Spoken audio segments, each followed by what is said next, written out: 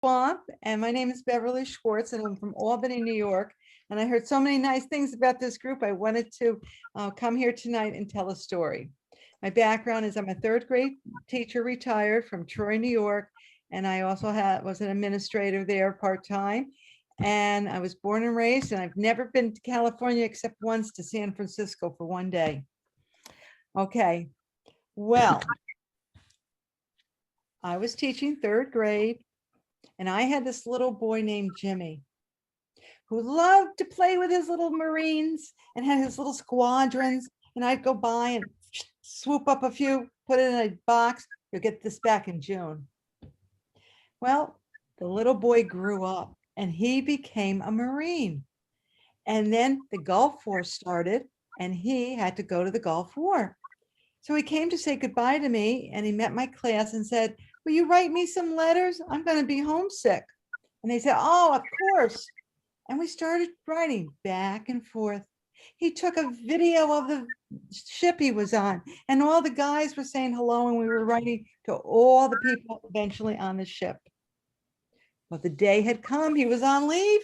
We set up a food table, a party table, gifts, letters. Oh, we did everything right there at the back of the room where our 3 windows were, and in the middle, the sharpener.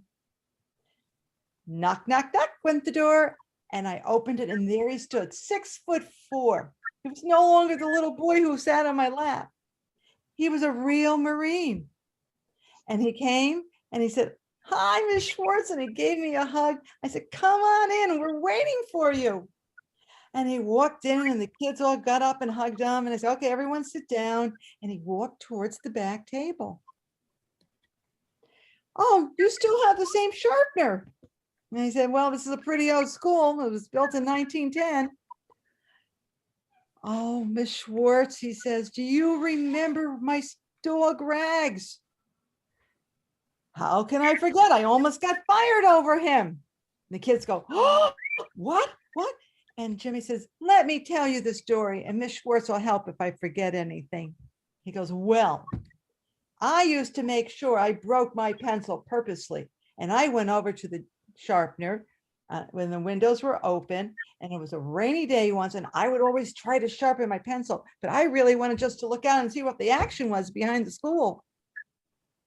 One day, I was pretending to sharpen my pencil, and it was a rainy, muddy day outside in the backyard where the playground was, and I saw my dog Rags, wow, rolling around, oh, and shaking himself. "Oh, Rags, Rags," he screamed. I said, "Oh, it's my dog. It got loose and we have to save its life."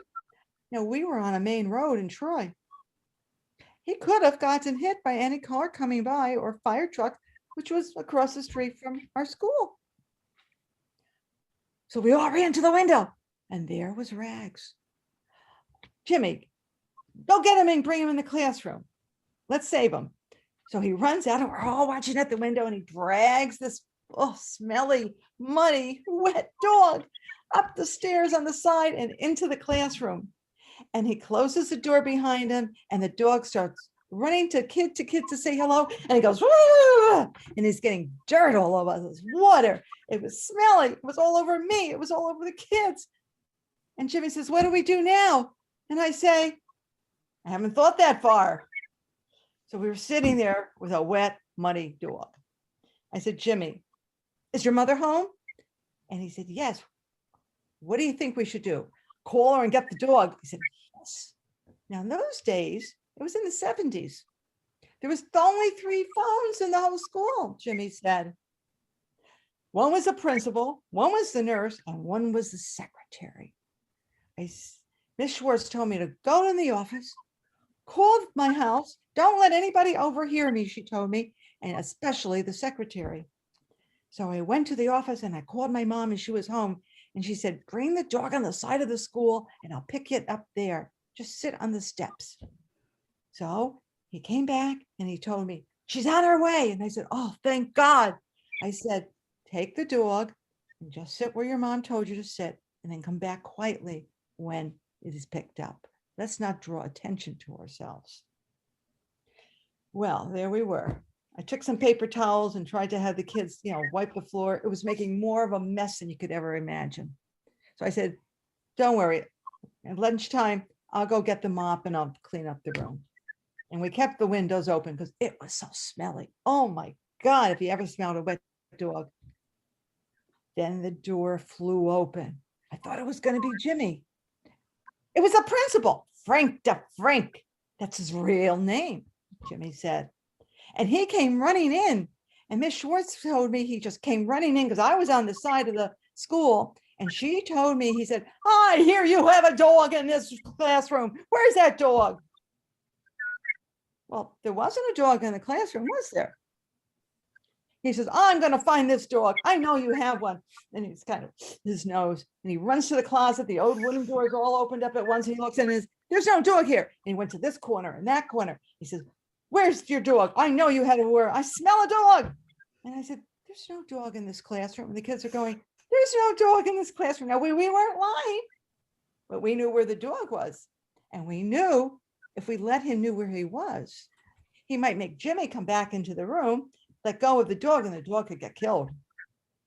So indirectly, I was kind of not telling the truth, but I was telling the truth. And so were the kids. I'm going to find this dog. And he runs out on the old wooden floors, slams the door, and the glass in the door is like, oh, rattles. And we stood there. We were like, oh my God, we're all going to be in trouble now. And I peeked out at the window, and there he was going from room to window in their doors. And then he was running up at the end of the hallway to see if the dog was upstairs. I sat there. Oh my God. I thought about changing careers, but maybe I might have to. I might get fired after this one, I said to Jimmy. So then the door opens again. This time it was Jimmy. My mom came. She has a dog. We saved my dog. Thank you. Thank you. And everyone's yay. And I'm sitting there going, oh my God. Well, I said to the kids, we're going to start something new in this classroom. Every time we see the principal coming towards us, don't make a sound, turn around, and we're going in the opposite direction, up or down the end of the stairs on the end of the hallways. We have to avoid him. For 1 month at least, we did that. He never talked to me. I never talked to him for the whole month. Or it was near the end of the year. We really avoided each other, and he retired, thank goodness, at the end of the year. I wonder what he would have said to me. I was afraid he was going to write me up or put something in my folder or fire me or suspend me, but he didn't. And Jimmy was able to go home and know that we had saved his dog. And that's the story of Rags, he said to my class.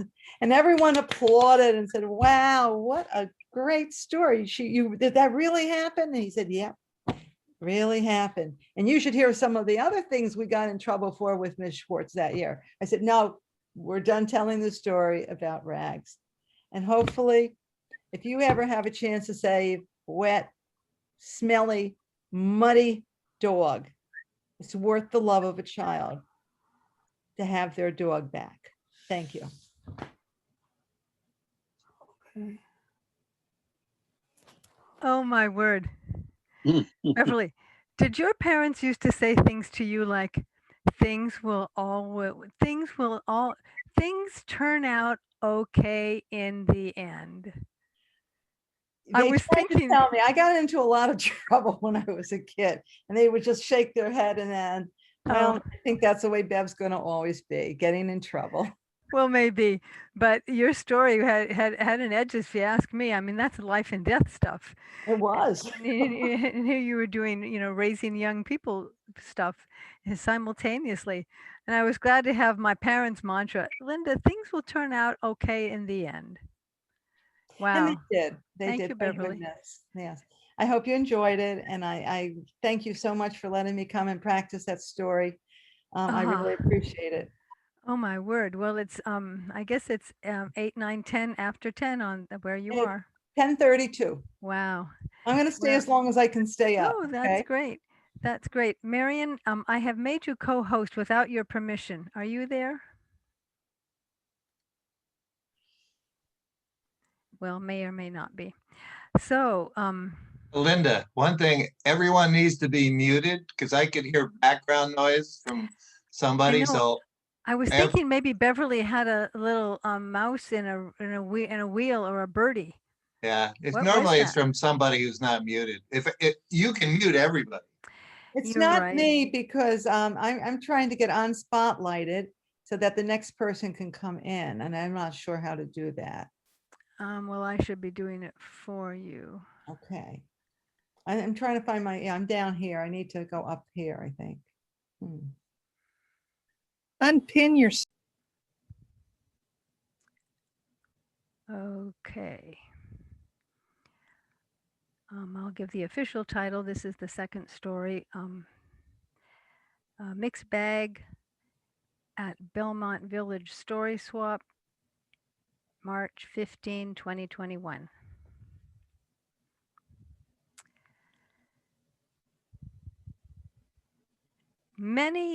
Are you all hearing me all right? Many generations ago,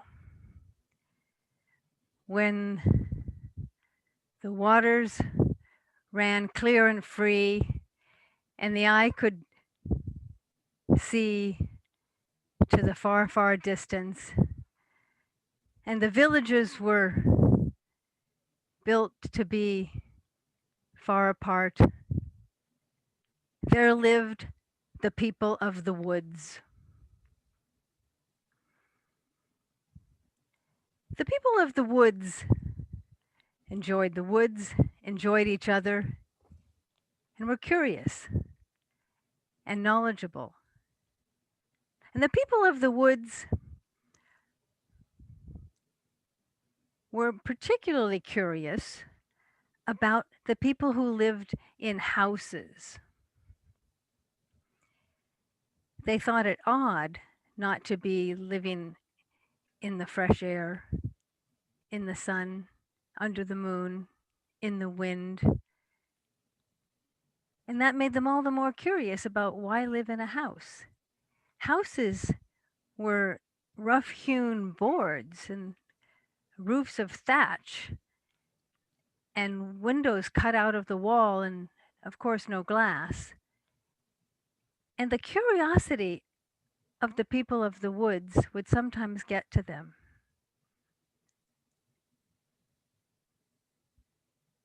Because about the people of the woods, what I want you to know the most and to almost feel, if you can, is the soil, the damp, the moist, the plants, the roots.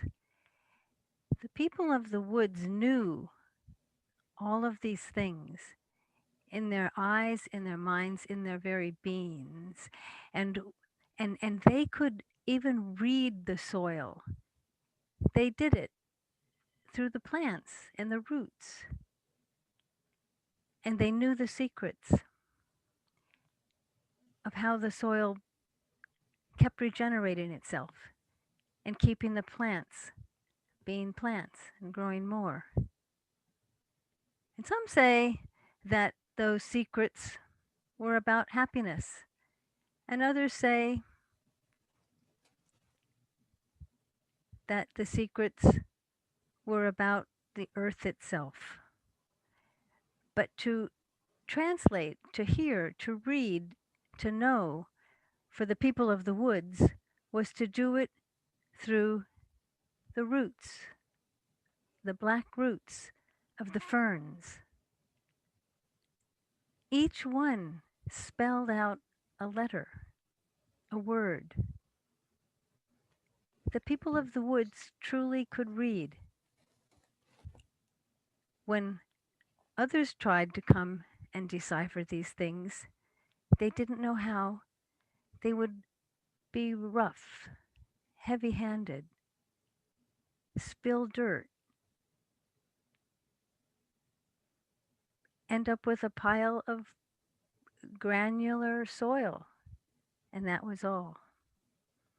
So if you have a mind like this of the people of the woods, and then you go out to the edge, and in the clearing you see a house, and you see how the people in the houses live, which was one communal fire and being inside to eat the food.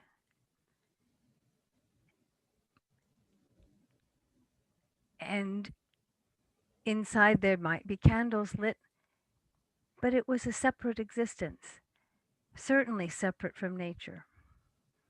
So the curiosity of the people of the woods couldn't keep them from coming out from where they lived and slowly making their way near these houses. And one night, one of the people in the houses saw one of the men of the woods.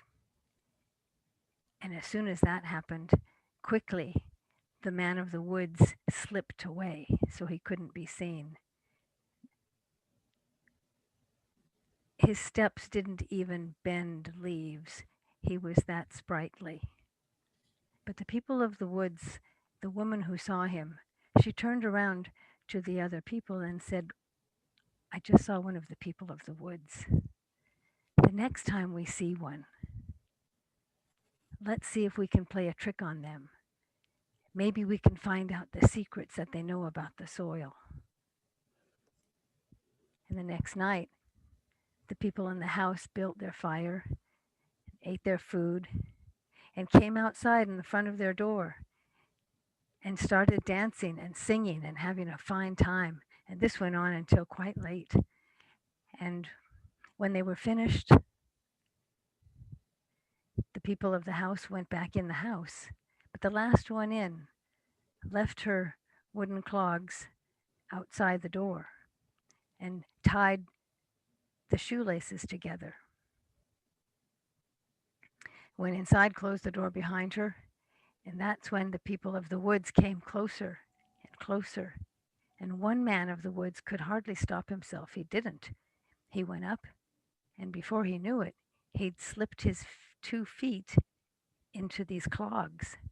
He thought that somebody had left their own feet out there. They go barefoot, the people of the woods. But his foot went inside one shoe and then the other. But as soon as he had both shoes on, they began to move and step and dance. And he had to keep up with them. And the man of the woods, his legs were twisting because the pace got faster and faster. And he thought, I can't stop these. And he calls out to the people of the woods, help me, help me. They won't stop. I can't get them to stop. But the people of the woods saw that the light was beginning to dawn, and they didn't want to be seen or unprotected by the dark, and they couldn't help him. And he thought, what am I to do?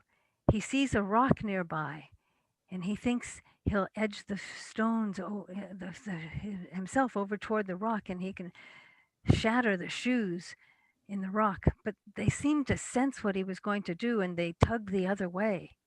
And the man was moving and gyrating and contorting to where he practically fell in a collapse.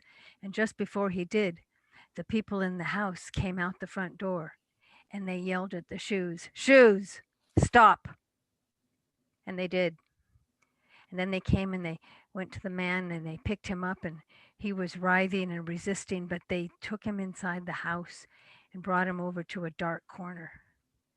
And there they told him how they were going to keep him, and they wanted him to tell them some of the things that he knew about the woods, particularly the secrets of the soil. But he would not tell them. And they left him back in the dark corner for several days. Each night, his wife, she came to the window, and through the slats, she said, my dear love, tell them anything you want, but there's one thing you must never tell, and that is about the secrets of the soil. For they need to be kept for the people who have learned how to see and to feel, and not to be taken by those who would be their undoing. And every night, the man had to face more questions, and they were always about the secrets of the soil. But on the third night, the people of the house, they looked down at him and they said, "You know, we realize you are not going to tell us, so we might as well just give you back." They did. They turned him out, and he went back to the people of the woods. And he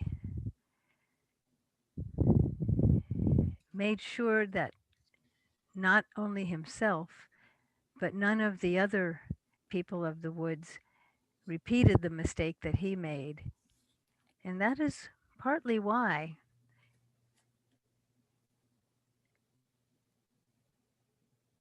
the woods and the soil, especially the moist, dank, rich, precious soil, is something that is still productive,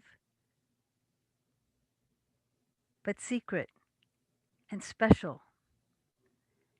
And the people of the woods never forgot that.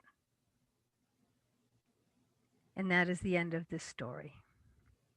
This is a story that I took from Earth Tales. I think the author was Michael Caduto, Caduto. And the origins of this title of this tale is Earth Words, is from France.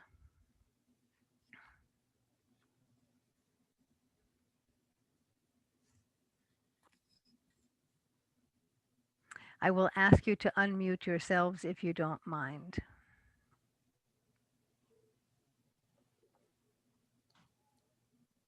Horses, and as they dismounted, their silken robes slid right across the backs of the horses. They went to the same tree that the poor man had tied his horse on, and the poor man warned them, "Wait, don't tie your horses to that same tree, for my horse is mean and he's been known to kill other animals." And the rich man looked at him indignantly. "Who are you to tell me where to tie my horse? Why, I'll tie my horse any place I want to." And he proceeded with his son to tie the horses at the same tree. The poor man said, "Remember, I warned you." The rich man designated his son to care for the horses, and he got his lunch and went to a nearby tree to eat. It was very soon. There was a commotion and noises. The two men looked up to see the horses were fighting already, and the son was in the midst of them trying to control his own horses. But without warning, the poor man's horse reared up, and when those hooves came down, they just landed right on top of the chest of the rich man's son, and killed him instantly.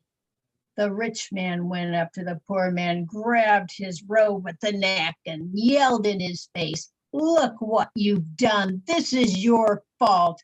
I will have you arrested, hauled off to jail, and you will pay with your life for the life of my son." And by the next week, they were in court.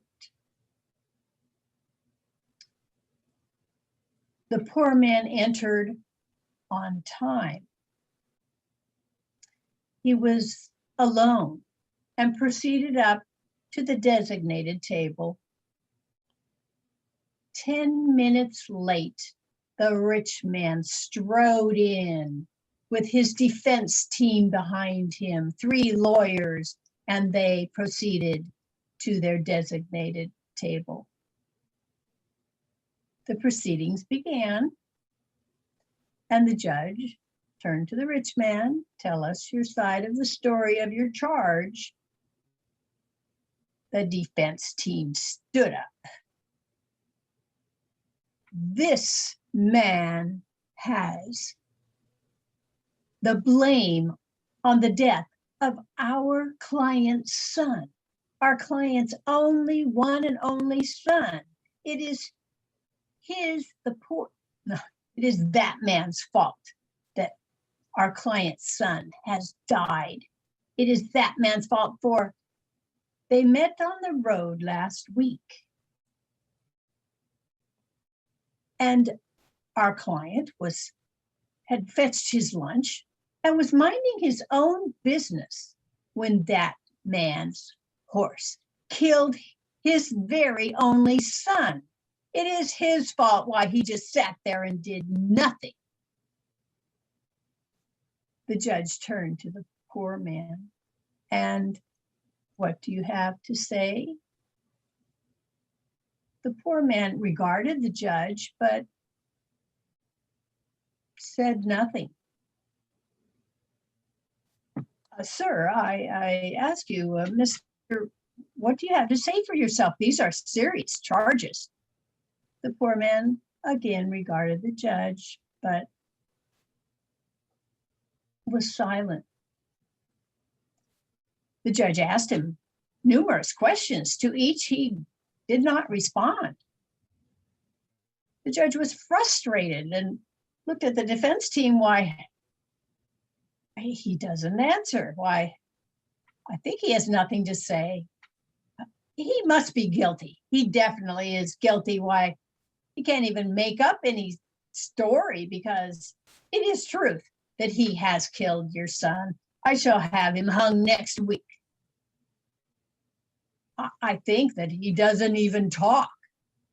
But the rich man, against the advice of his defense team, blurted out, yes, he talks. He talked to me last week. The judge said, and what did he say? Well, Your Honor, he said that I should not tie up my horse on the same tree where his horse has been tied because his horse is mean and it's killed other animals. Oh, I see. He said that. And if he told you that warning, and if you did not pay attention to it, why should you expect him to be responsible for the death of your son? If you had listened to his warning, this would have never happened. Why, you and only you are to blame. The judge saw the rich man's lawyers consulting one another, discussing what defense they would have against truth. The judge then asked the poor man, why didn't you answer my questions if the truth was on your side? Your Honor, the poor man spoke up. I am here in my one robe that I have. I am here alone. You would have only heard my word against his. You would not know who was telling the whole story. Because of his fine clothes and great wealth, my experience is that you would have believed him. My voice will not be heard because of how I look. The judge spoke sternly to the rich man's defense team. This man is wise in spite of his poor looks. His looks have blinded us from truth, but his silence has spoken volumes. That silence led us to see and to hear truth. But the burden of death lies with your client. His lies have wrongly accused this innocent man. And turning to the poor man, he said, Mister, I set you free. And that is the day that silence spoke truth. Thank you. Thank you, Marion. That story is from Iran? Yes. I worked on the story. It's an adaptation of one I found in Grapes. Let me see. I don't have it right here. What is that? I forget. Has that word grapes in it? Anyway, from a book. I developed it for my class with Sheila Arnold. Folk tales, fairy tales, and truth in our world. Thank you. Okay. Thank you. Thank you. So, Pauline, are you able to tell us a story before it gets Well, it sounds like you have enough people late? for tonight, maybe next time. I Sure. could tell a story, but I think want to you have hear her enough. now. Sounds like you have Yes, enough. Pauline, we But- want to hear you now. Yes. Pauline, well, just because you've been absent and you're back, and we're glad to have you back. No pressure. Well, I just recently got this camera. Can you hear me actually? Yes. Yes. Yes. Can you look up a little bit? How's that? Much better. Even better. Yeah. Wow. Yeah. Okay, let's see if I can tell a story. Do any of you know the story about Badulanek? We'd love to Badulanek hear it. is a story from Czechoslovakia. It's very popular in there. It's kind of their equivalent of Three Little Pigs or cautionary tales like that. There was once a little boy named Badulanek who lived with his grandmother in a little house near a forest. And every morning before she packed her basket to go to the market, her grandmother would say, "Now, Badulanek, I'm going to the market now. I'm going to leave your lunch on the stove. And no matter what happens, don't open the door no matter who knocks." And Badulanek said, as he always did, "Yes, Granny." She left him a pot of soup on the stove and she went off to the wood to the market. In a few minutes, Badulanek heard a knocking on the window, and he went to the window, and there was Lishka, the old mother fox, with her nose pressed against the window. "Badulanek, Badulanek, let me in. I'll give you a ride on my tail." "No, I'm not supposed to open the door," said Badulanek. "Oh, please, please, I'll give you a ride on my tail. You know how fun that would be." Well, Badulanek thought it would really be a lot of fun to have a ride on the tail of Lishka the fox, and he opened the door. Well, Lishka went right to the stove, ate up all the soup in the pot, and then she ran off. Well, when Granny came home, Badulanek was crying. He was hungry. "Badulanek, did you open the door?" "Yes, I did. I did open the door, and I let in Lishka, the old fox, and she ate up all my soup." "Oh, Lishka, oh, Badulanek, you're a naughty boy. If you open that door again, I might have to give you a spanking. Don't open the door, no matter who knocks." And the next day, before she went off to the market, Grandma cooked a pot of peas and pea soup, and she left them on the stove and said, "Remember what I always tell you, Badulanek, don't open the door, no matter who knocks." Of course, he promised his grandmother he would never do that again. No sooner was Grandma off to the woods than there was a knocking on the window again. And it was Lishka, the old mother fox, with her nose pressed against the window. "Badulanek, Badulanek, let me in. This time I will give you a ride on my tail. I really will." Badulanek thought what fun it would be to have a ride on the tail of Lishka the fox. And he forgot again all what his grandmother had told him. He let in Lishka.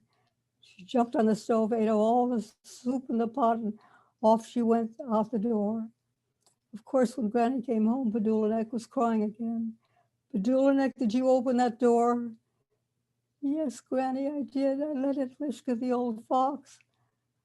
"Oh, Badulanek, you're a naughty boy. If you open that door again, I might have to give you a spanking."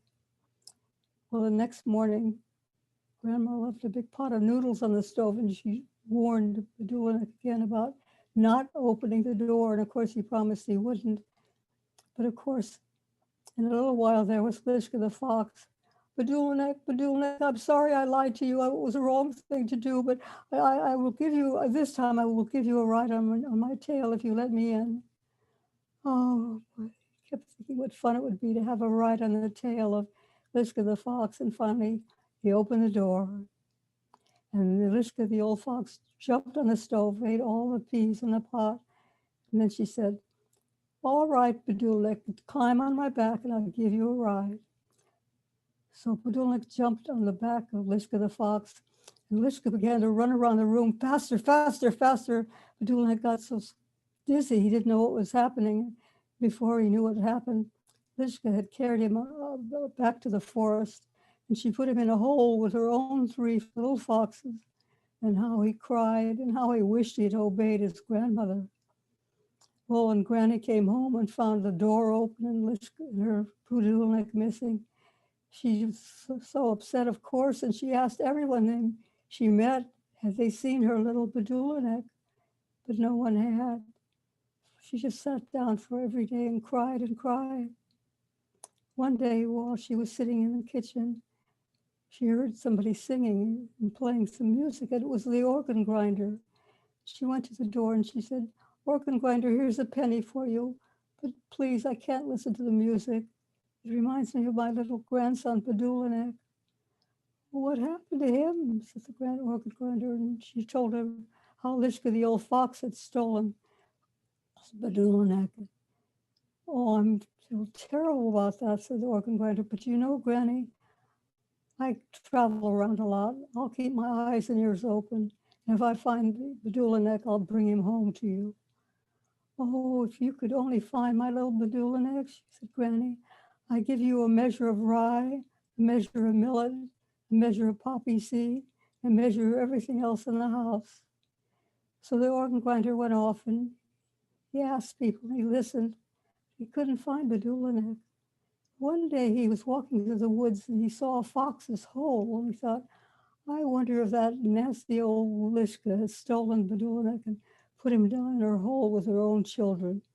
And he took out his organ and began to play and sing, one old fox and 3, 4 more, and I wonder if Bedulinek could be down with you. Well, Lishka, the old fox, heard the singing, and she said to her oldest child, here, give the organ grinder a penny, tell him go away. Makes my head hurt to listen to his music. So the oldest fox came out with a penny and gave it to the organ grinder. And then the organ grinder reached into the hole, snatched him, and put that little fox in a sack. And then he sang, one old fox and 3, 4 more. And he, 1 and 2 fox, 2, 3 more. And Bedulinek, he makes the 4.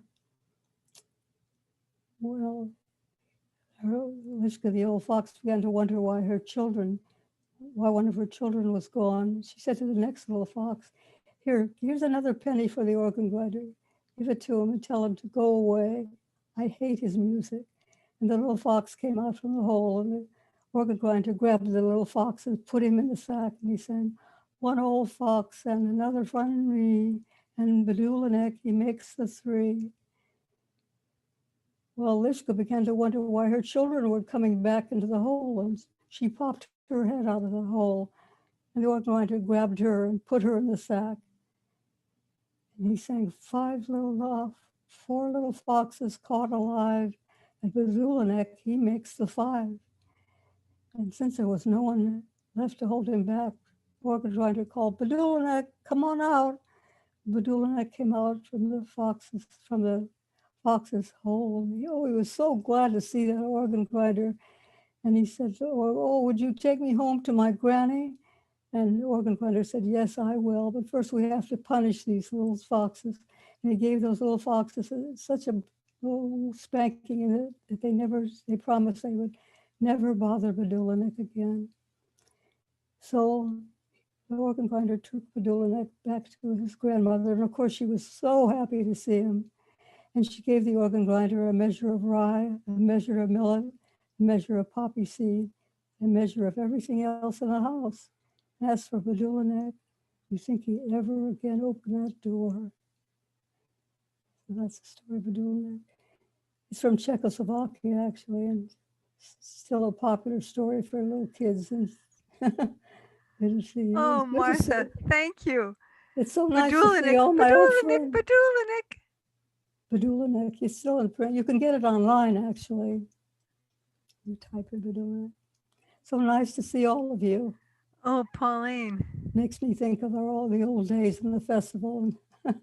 Yeah, thank you, Pauline. That was wonderful. Thank you. Well, I needs a little work. I've kind of forgotten some of the details, but Oh, See. that was a delight. That was a delight. The Thank you. Czech word for fox is liška. So that actually was the name. The name of the fox is Fox. Fox. Well, he's called Lish. She's called Lishka in the story. So Yeah, that's the name. That's the word for fox. is it? I didn't know that. So that's actually the word for fox. Yes. Eastern you. European language experts in the group. Yeah. Did I manage to unpin Pauline and I'm in gallery view now. Is everyone else? I guess you're on what you're on, right? So, Yes, they have a choice. my. We have Renu here tonight, and oh gosh, we've got Melissa Hobbs from. Are you Massachusetts? Oh, you're local. John. Anyway, Renu, welcome. Are you in Chennai, India, as usual?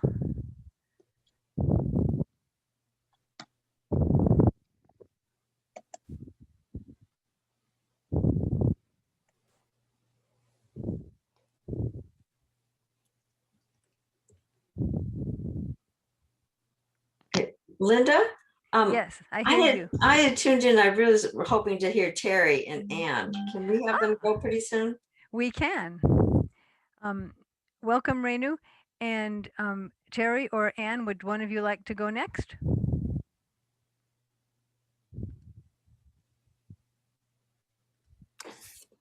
I'll go, Linda, if it's okay. Okay, I think I have you pinned. Yeah, okay. This is a tale from Uzbekistan, Middle Asian tale, and it's about a character that appears in a lot of the stories, and the character is named Aldar Kusa. He's a trickster. Who is a trickster.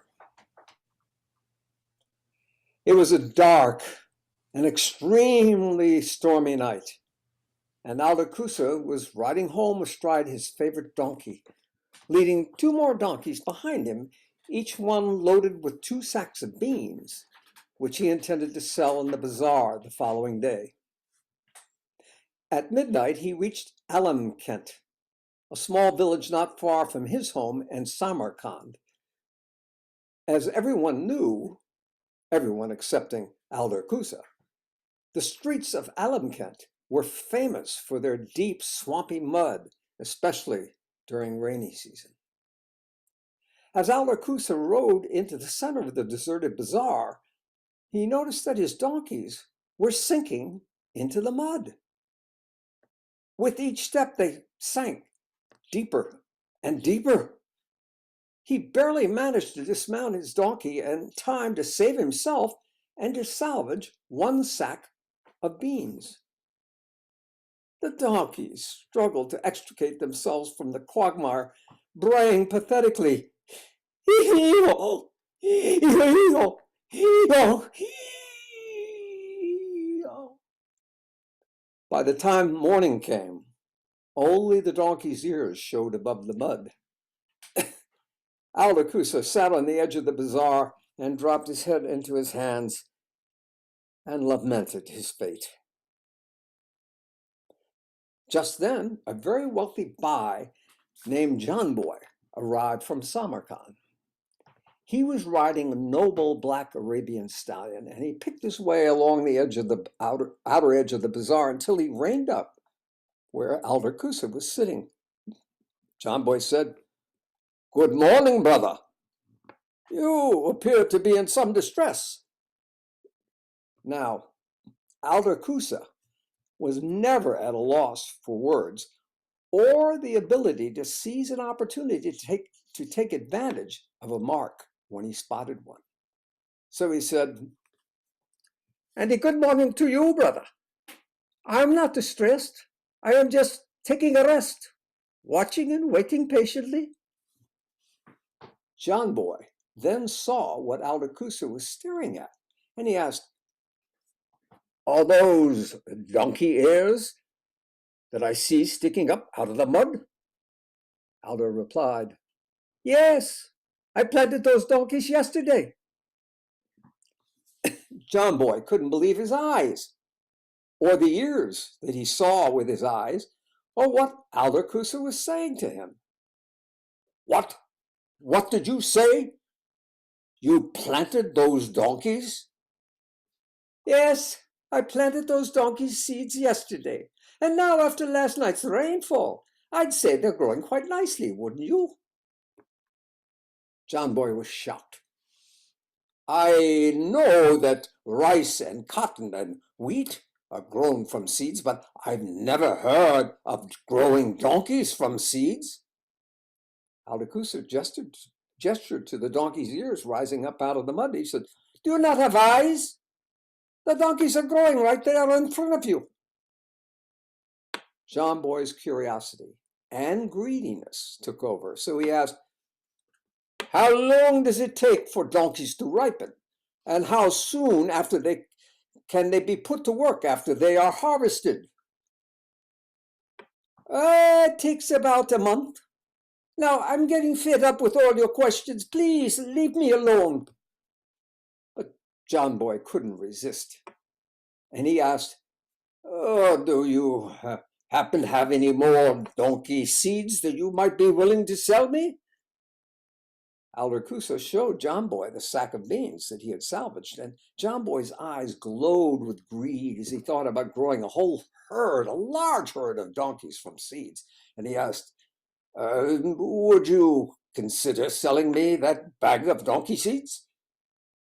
Well, Alderkusa said he was very reluctant to part with those valuable seeds, saying he doubted that even a buy as rich as John Boy could afford the price. And so it was that a long bargaining session with Alderkusa finally allowing John Boy to purchase the sack of beans, donkey seeds, for 10 gold coins and John Boy's horse. Alderkusa pocketed the coins, leapt up onto John Boy's horse, and galloped away. John Boy, he got busy right away and planted his donkey seeds right then and there, right next to those 6 donkey ears sticking up out of the ground, and he settled down to wait. And they say, if you visit Alamkent today, John Boy will still be sitting there, waiting for his donkeys to come up. Thank you. Thank you, Terry. Donkey seeds. Well, with no further ado, shall we move on from Terry to Anne? Oh, Do you want to sit on this chair or that chair? I don't care, whichever one you're not sitting. We'll switch. You sure there's time? I got till 9:30. We can go till 9 if I hope people can stay, but I think we're fine. Okay, this is another old tale.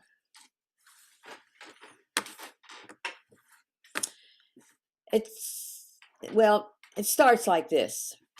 Once there was, and once there was not, a man with 3 daughters that he could not support. And so each night he went to the palace of the Padishah and stole 3 brooms, which he then sold for food.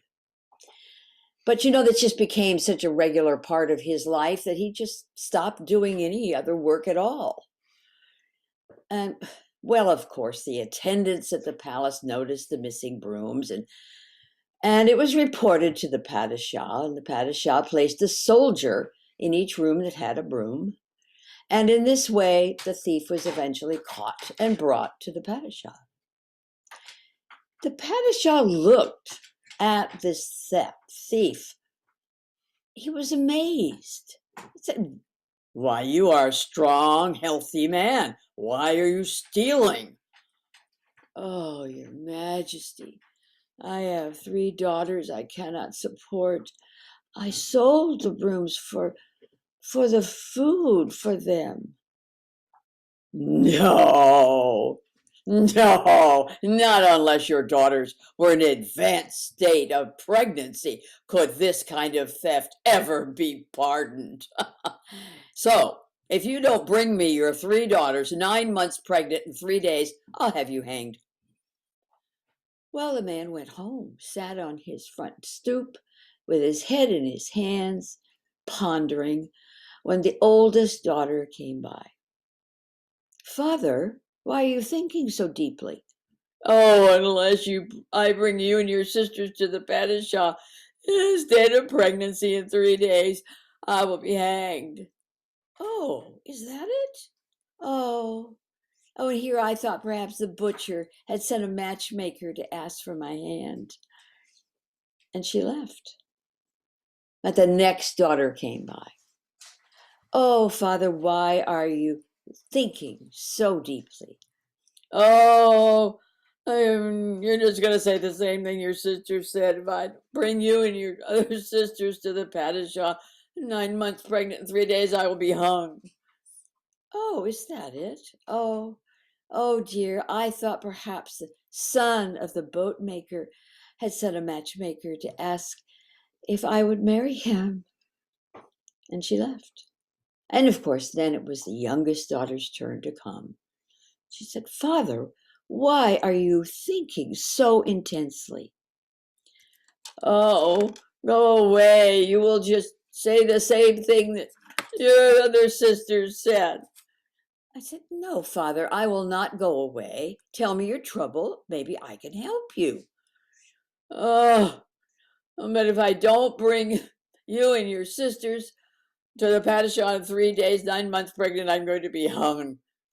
"Oh, Father, don't worry about that. That's easy. Just go buy 3 kilos of cotton wool."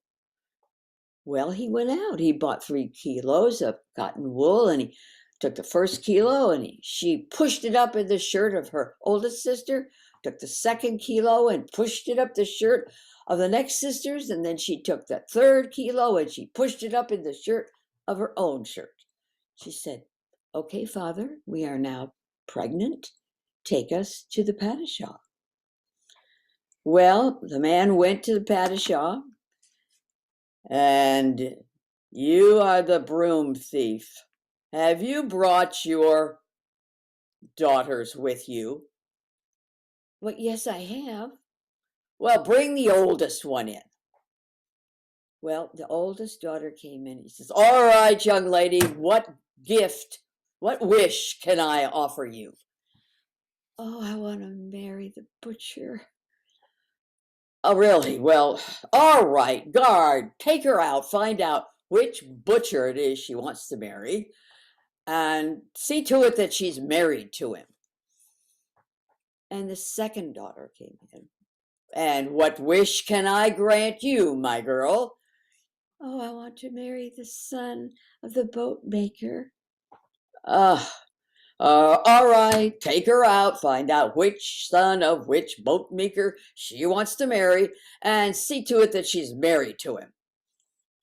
And finally, it was the youngest girl's turn. She came in and she was asked what she wanted. "Oh, you cannot give me what I want." "You are the daughter of a broom thief. I am the padishah. It would be a shame on me if I could give you what you wanted." "But you would not know how to find it." "Just name it." "Well, all right. I would like watercress from the sea, lemons from a poplar tree, and oranges in the winter." "Oh, why don't you ask for something sensible? That's ridiculous. Is it possible to have watercress from the sea? lemons from a poplar tree and oranges in the winter? But your highness, you thought it would be possible to bring 3 girls 9 months pregnant here in just 3 days. The Padishah was taken aback. This was a clever girl. He then ordered that the broom thief be given a job in the palace, and he sent the girls home. Then he ordered 2 attendants to come to him, and he gave those 2 attendants 2 parcels with directions to take them to the youngest daughter. The 2 attendants went to the former broom thief's house and knocked on the door, and the youngest girl called through the door. "Who is it?" "We're from the Padishah, and we want to know, what is it that you've been doing?" "Well, I've been finishing cooking up and down." "And what are you doing now?" "Well, I have a 4-footed horse and horseshoes, but no nails, and no way of getting any nails." "We have left 2 parcels on your doorstep." And they turned to leave. She quickly went out, got the parcels, brought them in, unwrapped them, and then she threw the window open. "Oh, come back, sirs, come back." What did they say? They turned around and came back. "Oh, please, take greetings from the hawk to the falcon. From time to time, things are revealed to the dung-spattered crow. Our time was 12 years, but has it now been reduced to 10? Now the attendants have been told by the Padishah to remember everything she said. So they got together and they reviewed what they had heard to make sure that they had it all straight. And then they went back to the Padishah. "We delivered the parcels, Your Majesty." "And what did she say?" We asked her what she had been doing, and she said she was cooking up and down." "Well, yes, that means she was making lentil soup." And then we asked her what she was doing now, right then, and she said she had a 4-footed horse, horseshoes, but no nails to fasten them and no way to get them. Well, she was embroidering. The 4-footed horse was an embroidering board, the horseshoes are sequins, and the nails were the silver thread she was to use to sew the sequins on. And did she say anything else to you? Well, as we were leaving, she called us back, and she said, "Oh, please take greetings from the hawk to the falcon. From time to time, things are revealed to the dung-spattered crow. Our time has been 10 years, but has it now been reduced to 10? You scoundrels! She is the hawk, I am the falcon, you are the dung-spattered crows. The 12 years refers to the 12 gold pieces I sent with you to give to her, and you only gave her 10.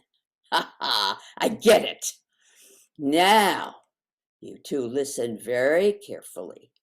You return to her the 2 pieces of gold that you stole, and then you buy her silver thread so that she can sew sequins on her wedding gown, for I have chosen her to be my bride." And so a large wedding was held for 40 days and 40 nights, and the daughter of the broom thief became the wife of the Padishah. and the two lived happily ever after. Thank you. Thank you. Nicely done, Anne. My. Voices tonight. Why not? Voices tonight.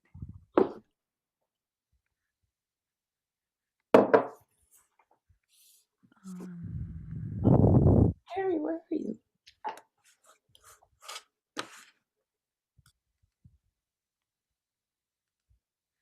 Okay. I know there are several of you who want to still tell Bobby and Ed, and I don't know about Linda or John or Renu. I I'd don't need to tell. pass. I'd I'll pass. pass. Yeah. It's But getting late. can I thank Ed, Lewis, and you for nominating me for the Thursday Oh. night tell? Genre, Wednesday night. Genre. Is it 17th. Wednesday Oh, night? Bobby. Okay, yeah. I'm very glad to have been able to help with that. I wasn't quite on top of it. That's Um, fine. That's fine. I'm happy you'll tell. I'm happy that John is helping Mr. Roberts for genre. Is that 7 p.m. St. Patrick's Day, March 17, Wednesday? Yes, it is Wednesday from 7 to 8:30, and we'll have 7 storytellers. We have 5 from California, and this time it's myths and fables are the focus. And this time we have 2 guest tellers, an Irish man from New York City, James Hawken, and a storyteller who's president of the Patchwork Quilt Storytelling Guild in New Jersey. Right. And I attended a workshop of hers on archetypal characters and figures in storytelling. It was excellent, and she's an amazing storyteller. So I asked her to join us since we only had 5 nominations from our California groups. So we'll have some really excellent storytellers. So please come. I'm going to tell Durga that I was going to tell tonight. Durga who saved the gods. It's a Hindu tell.